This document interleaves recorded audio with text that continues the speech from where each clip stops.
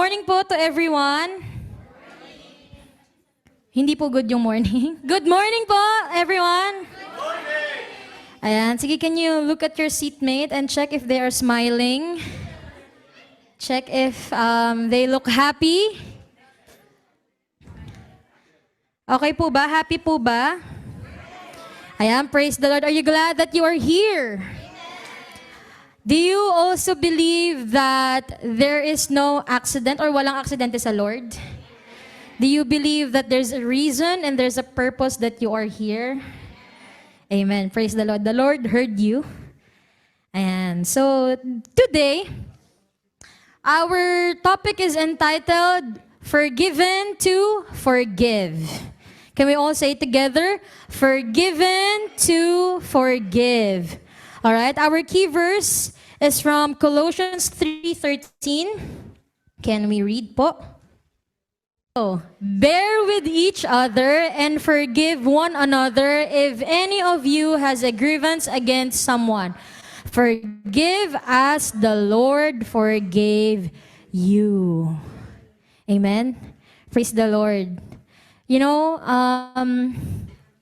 when this topic is talked about, I heard, and actually I also experienced, that when you hear the word forgiveness, sometimes, bigla ka nagkakaroon ng emotional defense. Alright? Sometimes, we people, when we hear forgiveness, or when we know that the topic in the church is forgiveness, we'll be like, okay, forgiveness daw. So may mga pumapasok na pangalan sa isip mo, kung sino yung i-forgive mo. Amen. And sometimes we have this emotional defense na parang, I know about this, but you know, it's hard. Amen. Do we believe that forgiveness is hard? Yon, salamat po sa mga umamin. Sa mga madali ang forgiveness, praise the Lord. Alright? Now, let me ask you, who here forgives? Ayan. Sige po, raise your hand. Who here forgives? Sabi ko, hindi counted yung tabi dito. Forgives din po yon, pero iba, yung nagpapatawad. Okay po? Okay? So, sino nagpapatawad dito? Can you raise your hand again? Now, check your seatmate na nag-raise na hand. Do they look happy? Do they look happy? Ayan, praise the Lord. Today, we will talk about forgiveness. And we will talk about how we are to forgive as we were forgiven. Amen. Let us all bow our heads and pray. Heavenly Father, we thank you for this wonderful morning. And Lord, right now, we ask, Father, and we allow you to move in our lives. Open our spiritual ears, open our minds, open our hearts, Father. Let your words, Panginoon, ang tanging maging mensahe ho sa buhay ng bawat isa. And Lord, right now, we pray that you help us, Father, put our faith in action. Help us, Father, to forgive those people who hurt us, and help us, Father, to accept your word this morning. In Jesus' name we pray, Amen. Ayan. So, the reason why I ask is, next slide. Ayan, why forgiveness matters. This is according to science. In modern research, shows that unforgiveness, okay, increases stress, anxiety, and even physical illness. Okay? Long-term anger is linked to heart problems and weakened immunity. All right? But studies also show that people who forgive experience lower stress, better sleep, healthier relationship, and improve mental health. Do you believe that? Diba? If you have unforgiveness in your heart, hirap kang makatulog. Yung kaaway mo naghihilik na, ikaw hindi ka pa rin makatulog. Diba po? Totoo po yun ang nangyayari, right? It's happening. You are very stressed, right? When you go outside, small triggers angers you, right? Kasi you have unforgiveness, you have bitterness in your heart. Amen? It increases stress, anxiety, stress na parang, ano ba to, kailan ba manghihingi ng sorry sa akin to? Ang tagal. Nagkita na naman kami this morning. They haven't said sorry yet. Na-stress ka ng aga-aga. Di ba ho?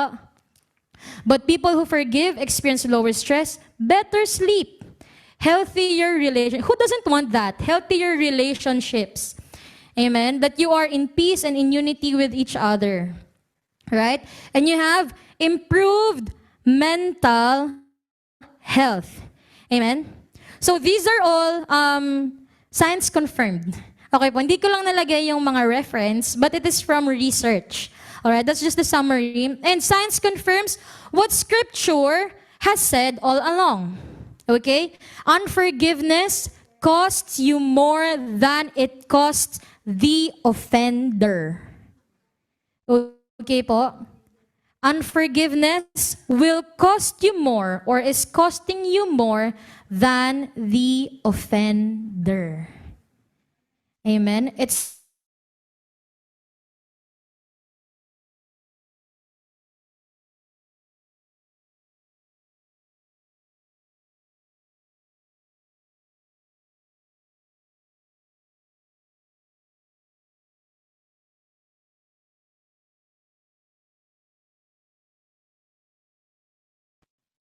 instead of asking where's the birthday, right? You ask the celebrant, is this person invited? Because if they are, I don't want to go. They invited you to women's convention or to church anniversary. Are they going?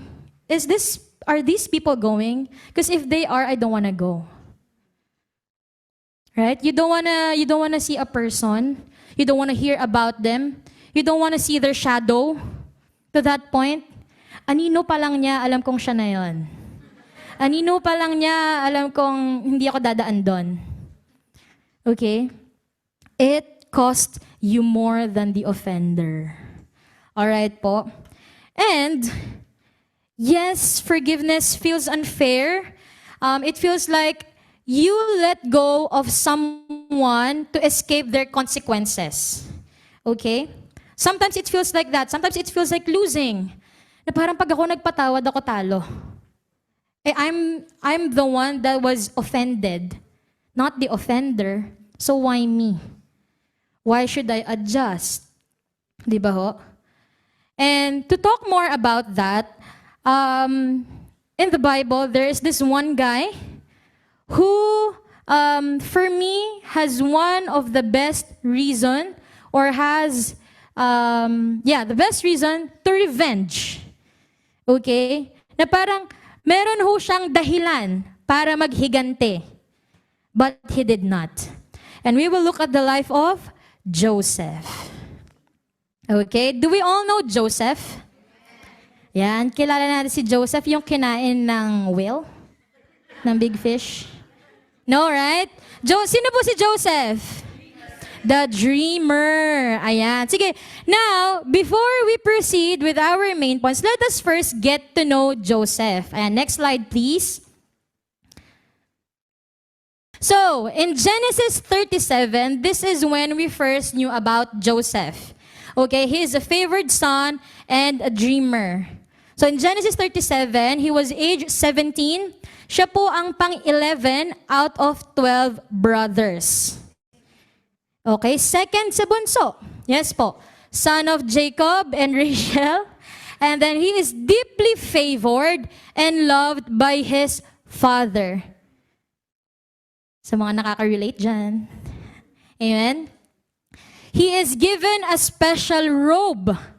Okay, kilala siya na, alam niyo yung coat of many colors? Are we familiar with that? So, he was given a coat of many colors and actually that coat is not just beautiful. Okay? Na parang in modern times, maybe binigyan siya ng, ano ba mahal? Gucci and Gabbana na jacket. Wala pong Gucci and Gabbana. Louis Vuitton, tito. Ayan. Pwedeng ganon. Kasi it's very beautiful, right? It's very nice. But it's not just that. Okay?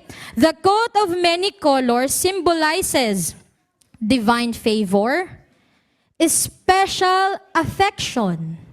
Okay? And elevated status or nobility. And this is the setting here in Genesis 37. His brothers were dun sa nasa mga sheep. Okay? And imagine being given a coat. It's like saying, hindi nyo ito pwedeng utusan. Okay? That coat is so nice that it's not meant for that kind of work. Okay? So, symbol that he's not meant to do what his brothers are doing. Okay? Shepherding the flock. Okay po? So, having that, he receives prophetic dreams of leadership where his brothers will bow down to him, his family. And then his brother hate him out of what? Jealousy. Okay? So, imagine, 12 kayong magkakapatid. It's like, you know, your father came home, ikaw lang may pasalubong, or yung kapatid mo lang yung may pasalubong, ikaw wala. Like, hello, dito rin ako, same house, right? That's how favored he is. That's how loved he is by his father. And then imagine saying na parang, oh, etong binili kong pagkain, it's just meant for this person. So his brothers hate him out of jealousy. And moving forward, in Genesis 37 po rin po, betrayed and sold. So his brothers plot to what? Kill him. Reuben secretly planning to rescue Joseph. So what they want to do is to kill him. Okay? Sabi niya, they will kill him. But then Reuben said, let's not. Let's not put blood on our hands. Okay? Let's just sell him. Or let's just throw him in the pit, sorry. Let's just throw him in the pit first. Okay? Instead of killing him. Because in his mind, he wanted to rescue Joseph later. Okay? Meron pa rin naman nagmamahal sa kanya. Okay? Now, he was thrown into a pit, but then afterwards they were like, so what kung mamatay? We did not benefit. Let's just sell him. Okay? So, sabi sa isip-isip ko, thank you Lord ba yun? Hindi na lang nila pinatay, binenta na lang. Okay din ba yun? Okay? So, they just sold him for 20 pieces of silver. For context, 20 pieces of silver is equivalent to 20 to 30 days of wage ng pagwo-work. So, parang isang buwang sahod po ang 20 pieces of silver. So, they sold their brother for that amount. Can you do that? Ate, can you do that? Hindi ka sumasagot?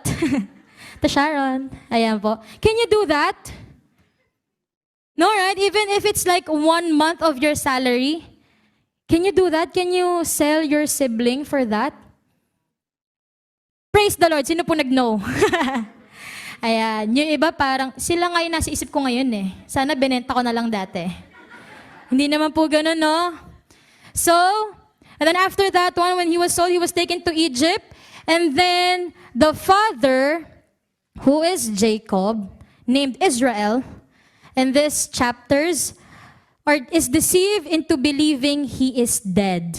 Okay? Kasi kinuha po nila yung robe, they slaughtered a goat, and they put blood on it. They're like, eto na si si Joseph, wala na, patay na siya. Okay? And he was deceived, and he believed that Joseph, his beloved son, was dead. Okay? Next. Okay, in Egypt. So, nasa Egypt na po siya, right? So, he became a servant in Potiphar's house. Who is Potiphar? He's a soldier, a general, okay, of Pharaoh. So, sold to Potiphar, the Lord is with him, and he prospers. And he was put in charge of Potiphar's household. Okay, because the Lord is with him, and he is prospering, and he's doing well as a slave, he got elevated. Okay? He got in charge of Potiphar's household. But, in Genesis 39, sabi kasi dyan, pogi daw si Joseph. He's very good looking. Ano kayo feeling nun, no? Nasa Bible na good looking ka daw? Right? He's very good looking.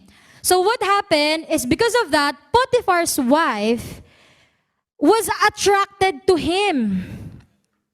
And he was saying, sleep with me. Okay? But what did he do? He refuses Potiphar's wife. And then after several attempts, it came to a point where they're just alone together. And then Potiphar's wife, again, seduced him. He's like, no, I will not. And then he ran away. Okay? Ito po yung hindi tukso ang lumalayo sa inyo, kundi kayo yung lumalayo sa tukso. Okay, side note. Alright? So he ran away, but he left his robe.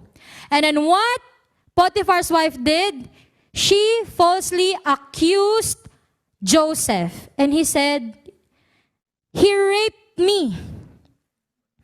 Nagsumbong po siya kay Potiphar. And what happened? He was thrown into prison, and the Lord is still with him in prison. Okay? So Potiphar got angry. Of course, that's his wife. And then Joseph, whom he thought is very dependable, did that kind of thing to his wife. From a slave, he elevated him, right?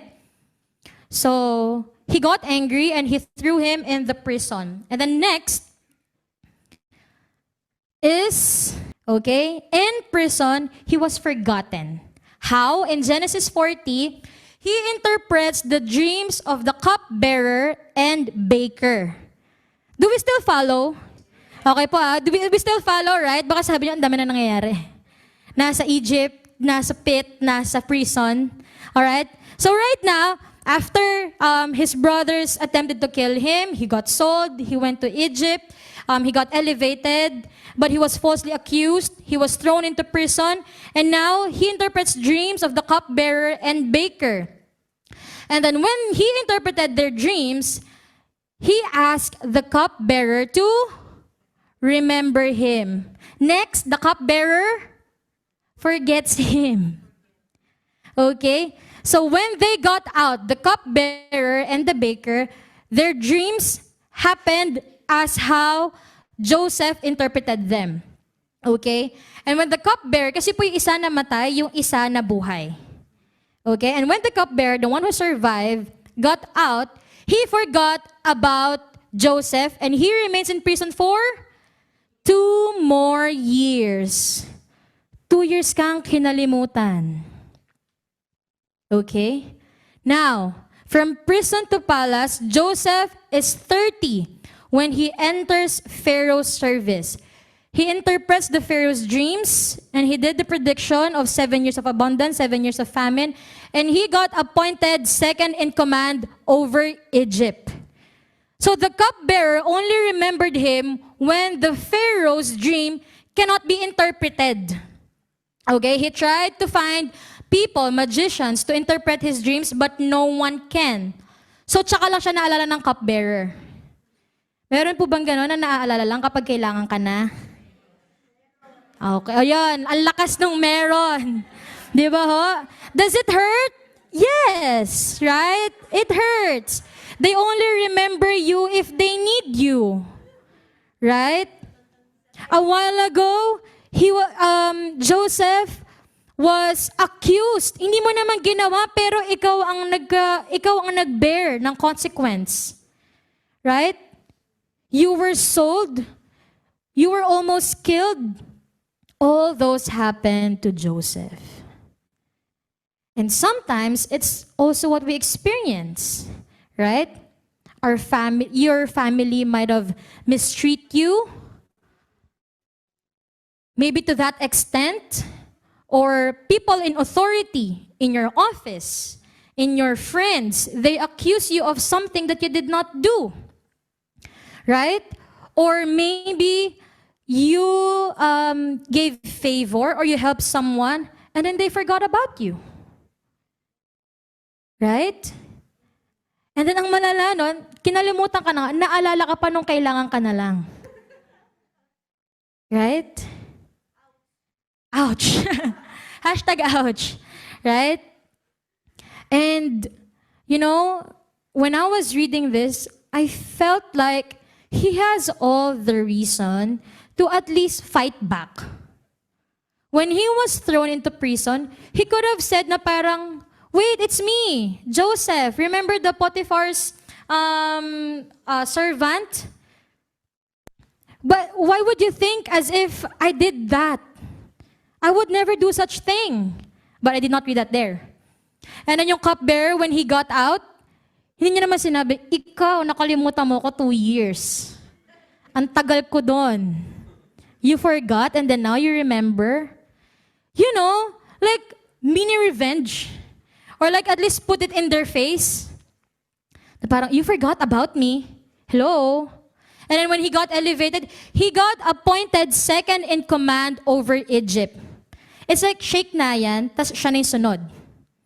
Okay? Or parang si Maktoum, tas siya yung sunod. Right? So he is literally the second in command. The Pharaoh even said, no one can step in or step out of Egypt unless you say so. Ganong level po. Okay? And if siya may bitterness, if he has unforgiveness, feeling ko yung cupbearer, binalik ko sa prison. He could have done that, right? Pwede, if you're petty, you could have done that. Go back to the 2 years lang naman. Kasi ganong time mo lang din ako nakalimutan. Right? Just to get even. But he did not. Right? And then, fast forward, the 7 years of abundance happened, and then the 7 years of famine is happening. So now, we will see how Joseph forgave his brothers, and we will see what forgiveness looks like. Okay, are we ready to learn what forgiveness looks like? Ayaw po. Are you ready to learn what true forgiveness looks like?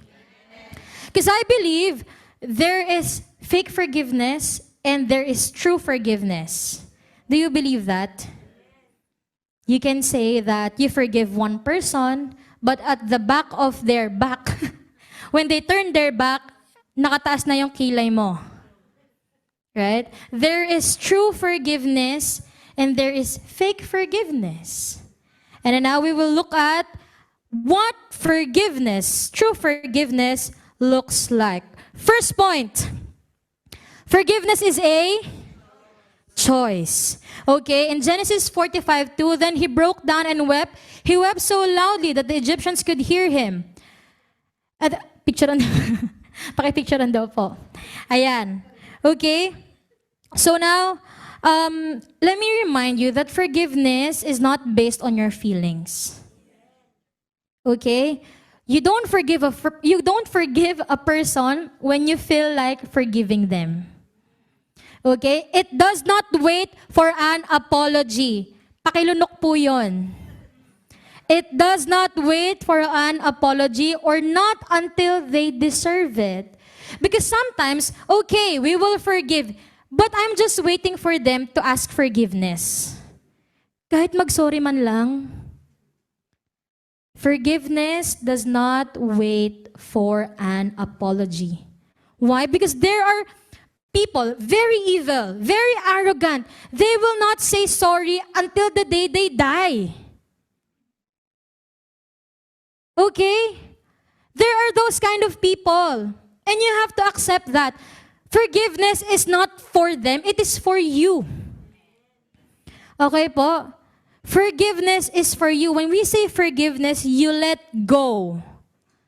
Okay? You let go of the grievances. You let go of resentment. Okay? Now, forgiveness is a choice. In Genesis 45:2, sabi dyan, no? He broke down and wept. He wept so loudly, the Egyptians could hear him. So this is when he met his brothers. Okay? And this is when he was about to reveal that he is Joseph. Now, when you say wept, I believe, and I searched actually, crying is different from weeping. Okay? Crying is just a loud noise. Weeping is something much more deeper. And when the Bible said that he broke down and wept so loudly that the Egyptians could hear him, I believe he is not in a very comfortable state. Right? Hindi po siya, he's not crying out of, ang sarap sa feeling, mapapatawad ko na sila. He wept because his brothers forgot about him. They met, his brothers did not recognize him. Okay? 13 years ba naman? And then plus 7 years, so 37. So, maybe he's around 40 at this time. And no one remembered him. Okay? Baka din kasi 'di ba sa Egypt may makeup, yung eyeliner niya baka makapal din. Okay? But you know what? They said here naman he washed his face before he said that I am Joseph. Okay? Well, possible, right? Maybe there's eyeliner in Egypt. Okay? But this just shows that it's not a very good feeling at that time. Okay? He was weeping. So, forgiveness is not based on your feeling. It is a choice and a decision to make. Okay? Forgiveness should always be ready. Okay? Dapat laging ready. Right? You make room for faults, for mistakes. Sabi, forgiveness. You do it before pa lang, the offense. Ang hirap naman nun. Ibig sabihin, papatawarin ko na siya agad nang di pa siya nagkakasala. Magsisimula dapat siya. Amen? But forgiveness, you do it before. Okay? Forgiveness should start before because most of the time, we do forgiveness after the offense, correct? We do after the offense and after they say sorry. But forgiveness is before the offense. You already make room for faults. And it is a choice. And let me remind you, it is not a one-time thing. In Matthew 18:21-22, then Peter came to Jesus and asked, Lord, how many times shall I forgive my brother or sister who sins against me? Up to 7 times? In the Jewish culture, 3 times that you forgive a person is already generous. You forgive them once, okay. You forgive them twice, okay. You forgive them the 3rd time, okay. Right? So when Peter asked Jesus up to 7 times, he is being more than generous than their culture. Eh yung culture nga natin, fool me once, fool me twice. Wala nang fool me thrice yun, di ba? For them, in Jewish culture, forgive up to 3 times. And when Peter asked, do we forgive up to 7 times? What did the Lord say? What did Jesus say? I tell you, not 7 times, but 70 times 7 po dapat yan. Alright? Which is, how many? 490 times. This figure wasn't given for you to count na, okay, 487 na lang. Okay? Jesus did not give you 70 times 7 for you to count. You know what? The goal here is not to keep score, but to lose count. Again, it is not to keep score, but to lose count of how many times you have forgiven the person. And even if it's really 490 times, do you think by the time you've forgiven a person 489 times, would it be hard for you to forgive them the 490th time? Not anymore, right? Not anymore. It's not gonna be hard. Kung napatawad mo na siya ng 400 plus times, mahirap ba yung pang 490? Not anymore because it's your lifestyle already. Right? It becomes normal for you to forgive. Okay? So forgiveness is not about keeping score, but losing count.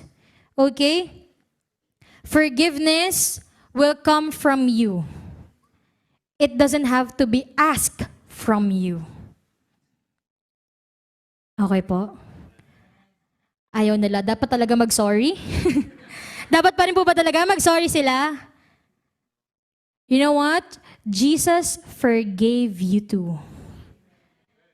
Before you were born, He already forgave you. Who are we to not forgive others? Amen? Forgive as the Lord forgives you. Amen? Forgiveness is a choice.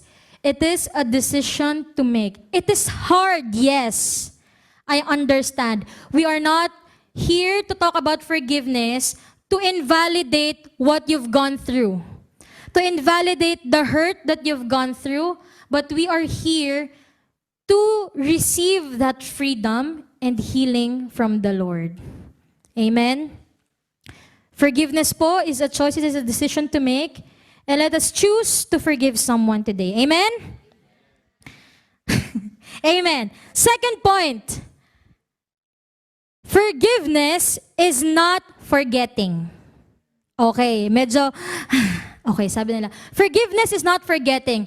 You know, we hear forgive and forget. Forgive and forget. Right? Did we hear that at least once in our life? If nagpatawad ka, kalimutan mo na. That is a lie. That is a lie. In Genesis 45:45, he says here, I am Joseph, your brother whom you sold into slavery in Egypt. He still remembers. Don't be upset and don't be angry with yourselves for selling me to this place. It was God who sent me here ahead of you to preserve your lives. In 50:20, you intended to harm me, but God intended it all for good. You know, forgiveness is not forgetting. Some might say, isn't there a Bible verse where it says, God doesn't remember your sins no more? You're right. You know, God is omniscient but not omniscient. Hindi po siya nagkaka-amnesia. Okay? The only difference is that He remembers your sins no more and He sees you as a clean slate. It doesn't mean that when a person hurt you, it doesn't erase that incident, but you remember it differently. Okay? Forgiveness does not erase memory. It changes the meaning. Okay? Because before, I thought the evidence of forgiveness is when you forget that they did wrong to you. And I used to live as if, oh my gosh, I feel like a very wrong person, a very bad person. Kasi I haven't forgiven them because I haven't forgotten what they've done. Sometimes po, naaalala pa natin, and then we're so hard on ourselves na parang, I haven't forgiven them. Kasi hindi ko pa nakakalimutan yung ginawa niya. Right? But forgiveness is not erasing the memory. It's changing the meaning. Okay? You don't forget, but you remember it differently. Okay? The scar remains, but it becomes proof of healing, not source of hatred. Okay? I remember when we were once in our practice, ang napag-usapan po ay CS, cesarean. And who are moms here? Who are CS here? Is it true that it hurts? Right? Imagine having a wound here. Like there are days or times after that, it really hurts. It's hard for you to get up. It's hard for you to move around. Right? Correct po ba? When you have a scar, it can keep you at home. Right? When you have a wound, rather, it can keep you at home. But when that becomes a scar, you cannot blame that scar anymore for you to not go forward. You cannot blame a scar for you to not move forward. Okay? You cannot say na, sakit ng scar ko, sakit ng peklat ko. I cannot go. Correct? Do not blame a scar. That is your testimony. That mess is your message. That scar is your, okay na mo mag-add your star? Okay? Before you were wounded, you were healed.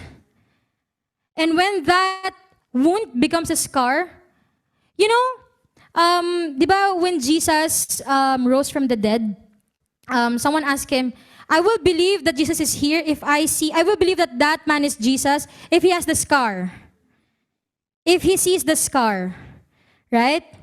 And sometimes, yes, si Thomas po. And sometimes, that thing that you've gone through, that wound that you have, becomes your greatest testimony. Becomes your greatest testimony to prove that God is alive, to prove that God did something for you, to prove that God moved in your life. Amen? That's why we have to accept that healing and we have to release that forgiveness. Amen? Huwag mo nang kutkutin yung sugat. Right? Huwag mo nang kutkutin yung sugat. Let it be a scar and let that scar be the evidence of God in your life. Amen po? So, forgiveness is not forgetting. Amen? Forgiveness is not forgetting. Alright. So, let your test become a testimony, your mess become a message. Amen? What you are going through, possible, or what you have gone through, amen? Let it be a testimony. Do not hold on to it anymore. Amen po? Let's not hold on to it anymore. Amen? And you know what? One good thing about forgiveness is when you release forgiveness, most of the times, it's not just for you, but it's also for the person that offended you. Amen? Because you might think, why me? Why do I have to forgive? It is unfair. They did something wrong to me. They betrayed me. They took advantage of me. They hurt me. They wounded me. But why me? I asked you a while ago, there is no accident sa Lord. Kayo po kasi yung nakakarinig ng message ngayon. And you are the Christian. And you are the one who's supposed to show that Christ-likeness. Amen? You are the vessel. That's why it is you who forgives. Amen? Forgiveness is not forgetting. Okay? Forgiveness does not erase a memory. You don't forget, but you remember it differently. You intended to harm me, but God intended it all for good. That's how Joseph saw what happened to him. Okay? Pinagtangkaan siyang patayin. He was sold by his brothers. But how did he see it? You intended to harm me, but God intended it all for good. Right? Maybe the one that you've gone through is really hard, but it made you strong. Amen? But it made you strong. Maybe the person who offended you really pisses you off. Pero napahaba niya yung pasensya mo. Correct? Correct? Amen po? So, you know, maybe those unlovable people, your so-called enemy, malay mo, they help you increase your love. Amen? So there are always, look at the greener side. Amen? It's okay for you not to forget, but remember it differently. The Lord has been good, and the Lord will be good on your life. Amen po? Amen. Next point, third point. We're just very quick. Forgiveness is the key to freedom. Forgiveness is the key to freedom. In Genesis 45:14 to 15, weeping with joy, he embraced Benjamin, the youngest sibling. Okay, and Benjamin did the same. Then Joseph kissed each of his brothers and wept over them. And after that, they began talking freely with him. Okay? Joseph could have stayed bitter in pit and prison in the palace, but forgiveness positioned him for purpose. Amen? Hurt is unavoidable. In Luke 17:1, it says here, it is impossible that no offenses should come. Imposible ho, it is inevitable. It is impossible that offenses or hurt would come. Okay? It's really there. Hurt is unavoidable, but bitterness is optional. Hurt is unavoidable. It's inevitable that people will hurt you, but you have the option if you will hold on to it or not. Okay? Do not prolong your anger because bitterness is just prolonged anger.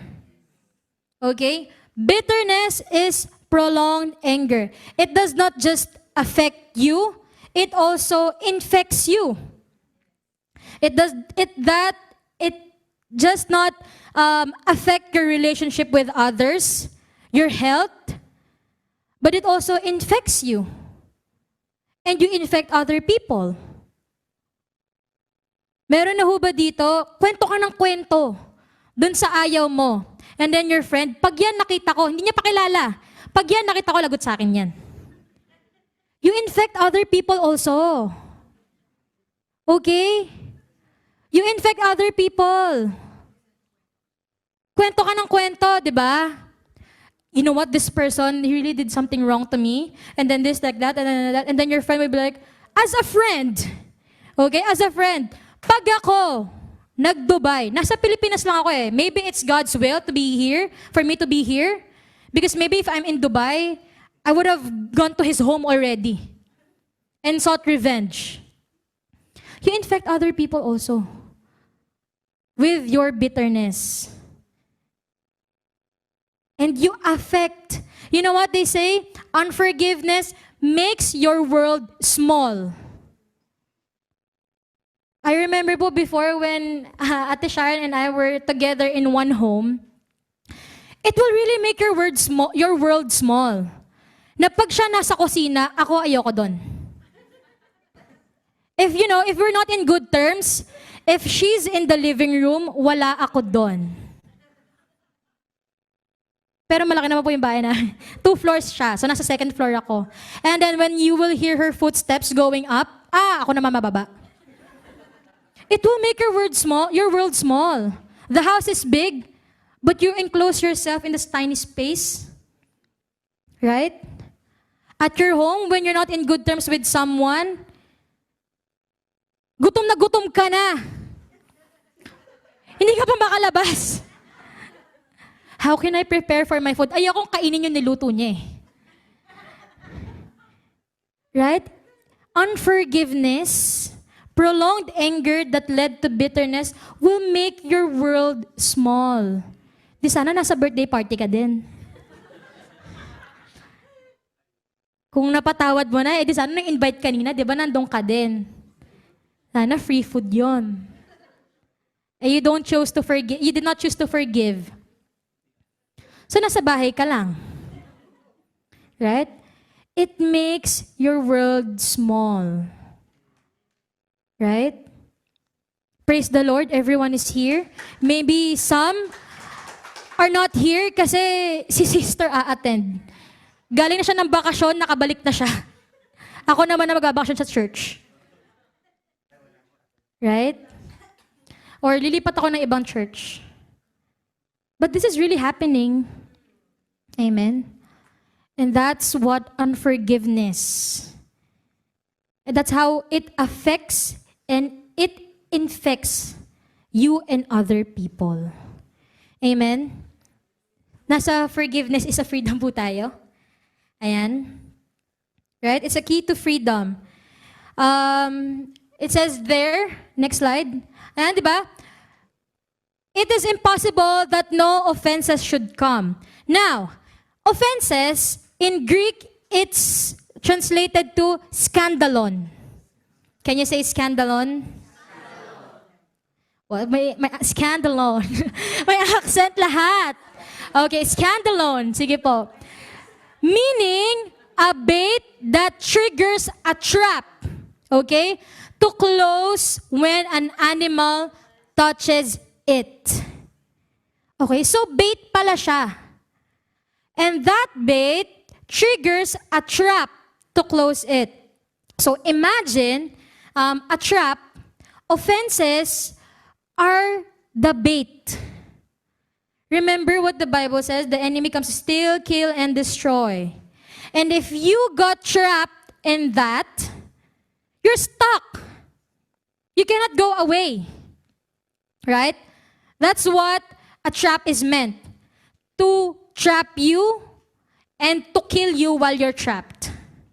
Tama po? And that is how the Bible pictured it. That offenses, these offenses, it's unavoidable. Okay? It's inevitable, but you have the option to hold on to it or to let go of it. Okay? Tama po ba?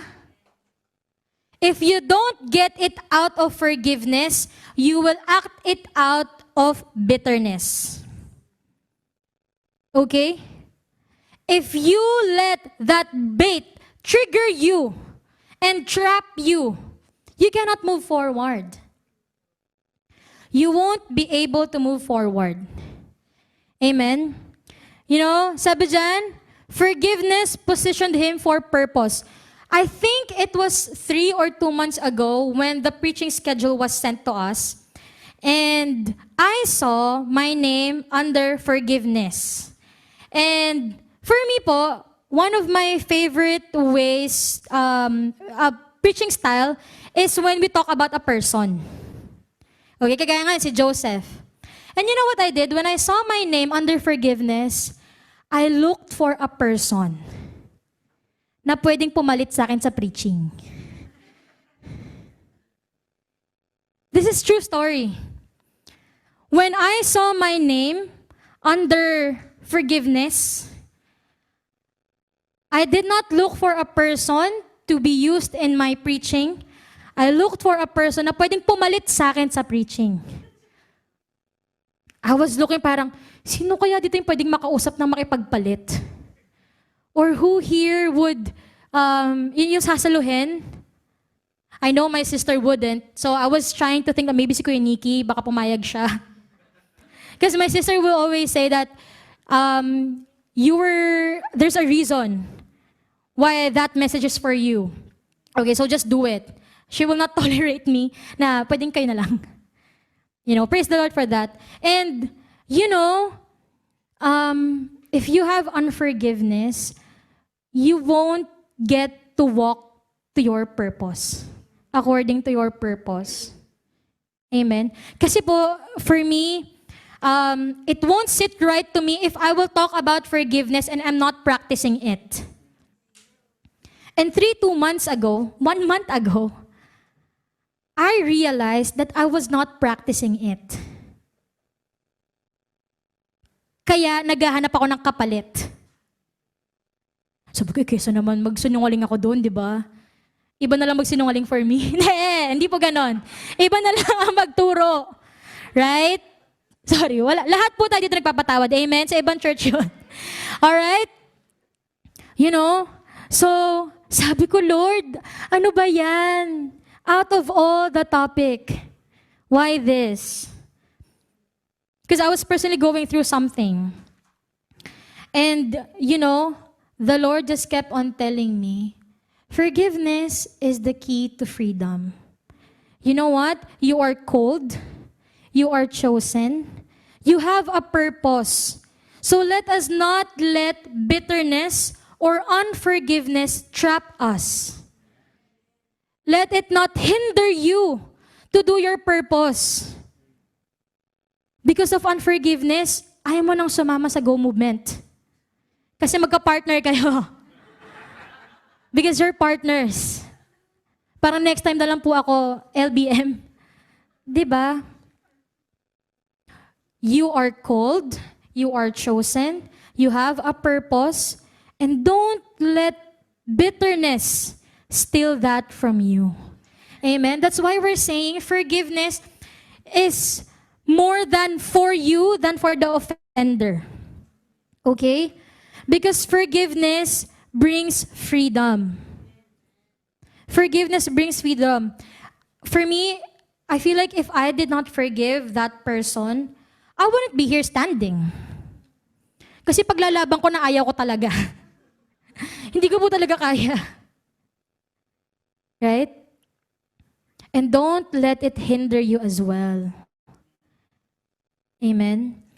If the Lord called you to share the gospel with your friends, with your family, amen? It may be the person who hurt you, may be a relative, a friend, an office mate. Release the forgiveness. I know it's hard. I know it's not easy, but it's possible. Amen po? It is possible. Right? Thank you, Lord. Medyo bumababa na yung kilay ng iba. Kasi when we talk about forgiving, ang taas ng iba eh. Nag-start ng mataas. Buti medyo bumababa na. Amen? Forgiveness is the key to freedom. Freedom to serve. Freedom to walk in His will. Freedom to walk in His purpose. Freedom to walk in your calling. Amen? The Lord showed forgiveness, and the Lord imparted forgiveness for you to be free. Okay po?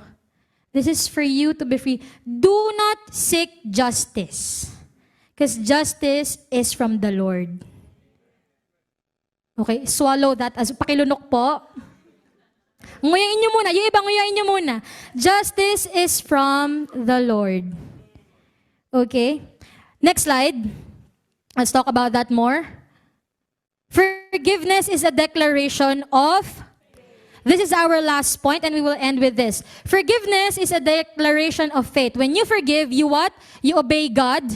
You trust God to handle what? Justice. And you extend the mercy you receive. It may feel unfair, but if everyone got what they deserve, none of us would stand.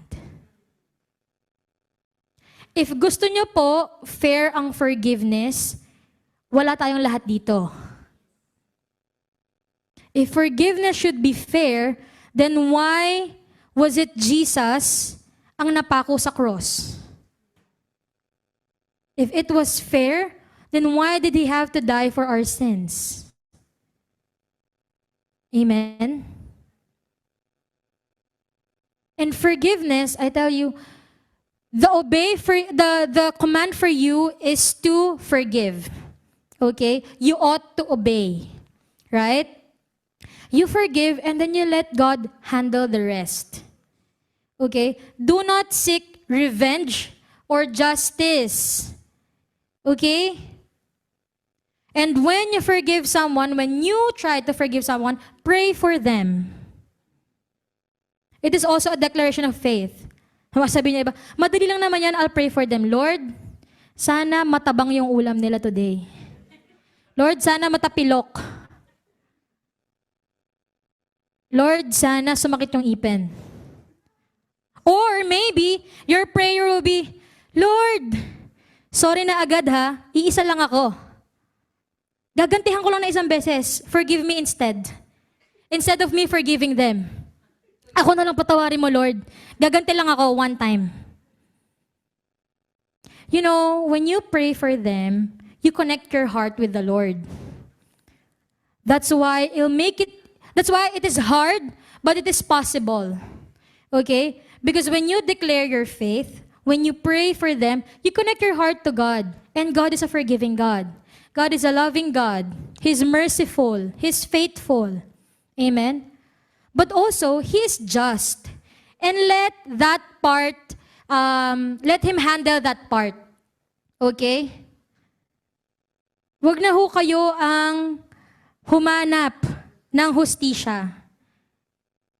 Okay? Leave it to the Lord. Leave it to the Lord. You are called to forgive, not to seek revenge, not to get even. Okay? You are to forgive for you to be free, for you to walk on your purpose. Don't be so busy looking for justice. Justice will come from the Lord. It's not from here. Okay? The world is unfair. We all know that, right? The world is unfair. So don't find it here. Only God is fair. And let Him, right, do the justice for you. We are not invalidating what you have gone through again. We're not invalidating the pain that you have gone through. I know it hurts. I know it's hard. I know it's very painful. Amen? It is very painful. But the Lord is with you. Amen po? We forgive because we are forgiven. Napasa ko din yung preaching title ko. Okay? You are forgiven to forgive. Amen? And remember this, the Lord will not ask you to forgive someone as much as He forgave you. You cannot outgive God. Sa isang linggo, it's possible that that one person did wrong to you once, but in that 1 week, did you did something wrong to the Lord? Possible. If the Lord has to forgive you every day, from Sunday to Saturday, how can you not forgive your brother or your sister in just 1 day? Di ba po? Amen? Do not let your past, okay, determine your future. Alright? Do not let your yesterday's hurt determine your tomorrow. Okay? Yes, again, it is hard, it is painful. But you know what? The Lord loves you. The Lord is concerned about you. That's why He is telling you to forgive. Not because of the offender, but because He loves you. Amen? It's possible that you cannot move forward kasi you still keep on holding on. That bitterness or that anger. You're still trapped in that offense. Right? But the Lord is telling you right now, forgive. Amen? As a declaration of your faith, trust God to handle justice. Extend the mercy you have received. In Genesis 15:19-21, but Joseph replied, "Do not be afraid of me. Am I God that I can punish you?" So this is when Jacob, the dad, died. Namatay na po yung tatay. So the thing is, Joseph, all 70 plus of his family, okay, are in the best land of Egypt. They're living there. Okay? They're living there. The Pharaoh said na you can bring your whole family and let them live in the best land of Egypt and they will get the best of everything as well. Okay? And then when Jacob died, yung mga kapatid niya, kinabahan. Okay? They said na, before our father died, he said that you forgive us and all that. And we are your slave. They said those. We will be your slaves. We're sorry sa mga nagawa namin. Please do not harm us. And then he said, but Joseph replied, don't be afraid of me. Am I God that I can punish you? It's not in Joseph's hand to put justice on them. He is not God. Okay? You intended to harm me, but God intended it all for good. He brought me to this position so I could save the lives of many people. Amen? No, don't be afraid. I will continue to take care of you and your children. So he reassured them by speaking kindly to them. Okay? This is a declaration of Joseph's faith. When we are Christians, our God is love, so we should be love as well. We have to love. If our God is forgiving, we also have to forgive. If our God is merciful, we also have to extend mercy. If He is gracious, we also have to extend grace. Everything that we get from the Lord is meant to be extended to the people around us. Amen? Amen? You ask for mercy, but you do not give. You ask for love, but you do not give. Amen? A declaration of our faith is also forgiveness. When you forgive someone, you release them.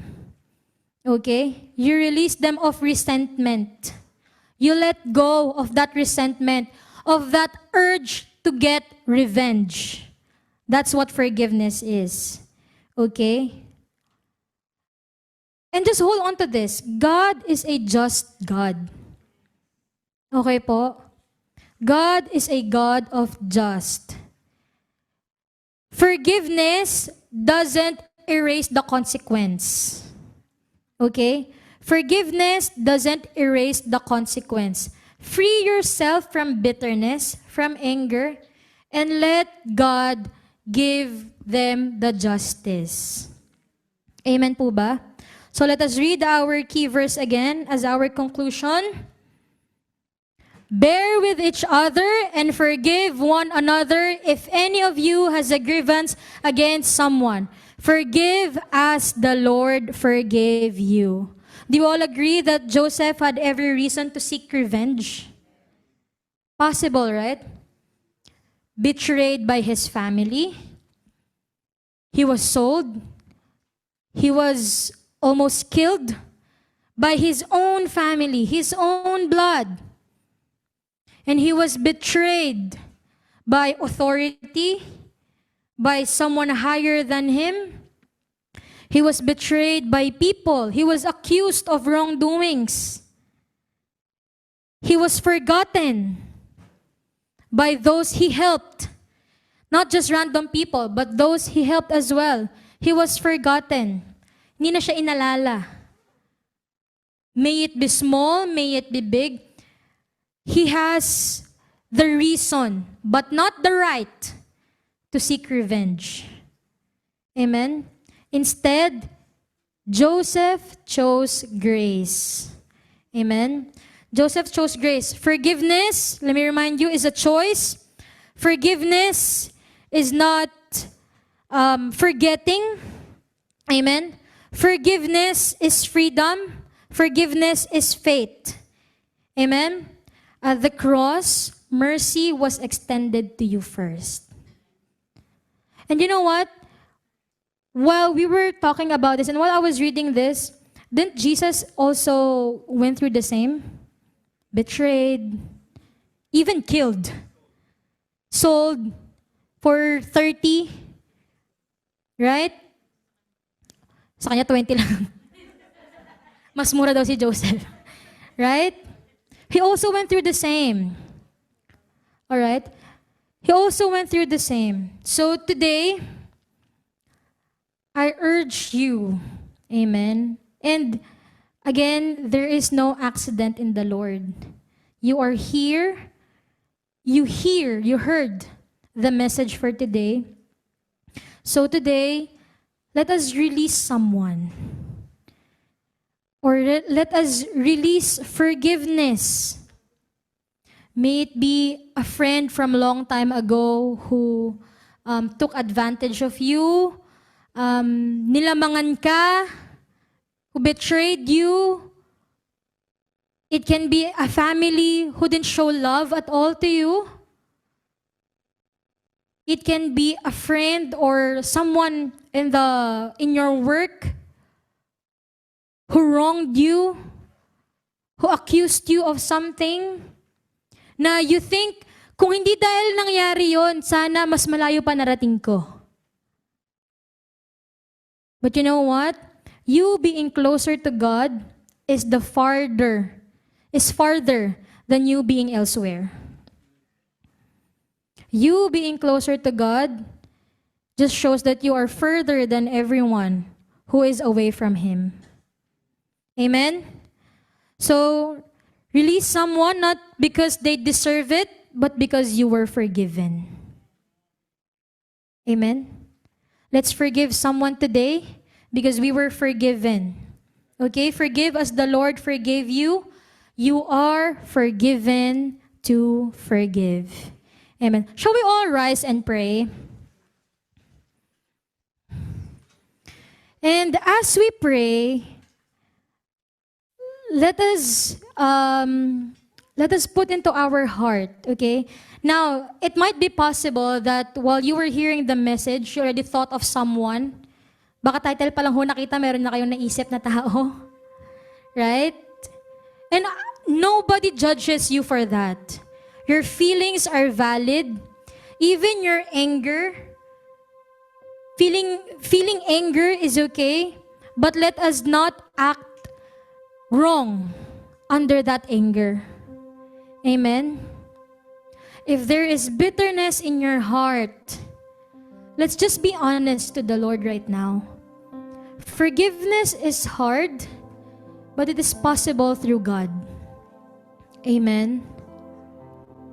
Mahirap man hong patawarin whoever it is that is in our mind. And it's okay. It is hard, but it is possible. And it is possible through God. Let us close our eyes and bow our heads. Lord, thank you, O Lord God, for giving us a reminder and for encouraging us, O Lord Father, right today to forgive. And Panginoon, right now, let us hold on to our hearts. Father, we thank you for you have forgave us. Thank you, Panginoon, that you extended your mercy sa amin. You extended your grace, your love, your goodness to us, O Lord God. We thank you for letting us experience forgiveness. And Lord, right now, we may not know, O Lord God, what is going through everyone's life right now, everyone's heart, everyone's mind. But Father, we pray and we ask you of your help, Father, to help us release forgiveness, Panginoon, sa taong nakasakit sa amin. It may be our family, our friends, our colleagues, O Lord God. We pray that you help us, O Lord God. Increase our faith. Increase our love. Panginoon, we ask, O Lord, that you guide us always. Let your Holy Spirit, O Lord God, fill us always. And Father, we pray that we get to extend everything that we have received from you, O Lord God, especially in forgiveness. We thank you, Father, for you have loved us, that even as we forgive other people who offended us, you bring freedom, O Lord God, sa aming buhay. You bring freedom, you bring blessing, you bring favor, O Lord God, sa aming mga buhay as we obey in forgiving others, O Lord God. We thank you, Father. We also ask for forgiveness, Panginoon, sa lahat ng aming nagawa. And Lord, we pray that you teach us and you make us learn how to forgive those people who hurt us. We thank you, O Lord God. We receive your forgiveness and we extend them today. We release forgiveness for those people who hurt us, those people who wounded us, O Lord God. And we just thank you, O Lord. We entrust everything in your hands. We entrust everything in your hands, O Lord God. Thank you for setting each and every one free from bitterness, from anger, from hurt, from hatred. And we just thank you, O Lord God, for the experience, for the freedom that we will be experiencing from today, O Lord God. Maraming salamat, O Lord God. We entrust to you everything. We give you all the glory and praise. In Jesus' name we pray. Amen.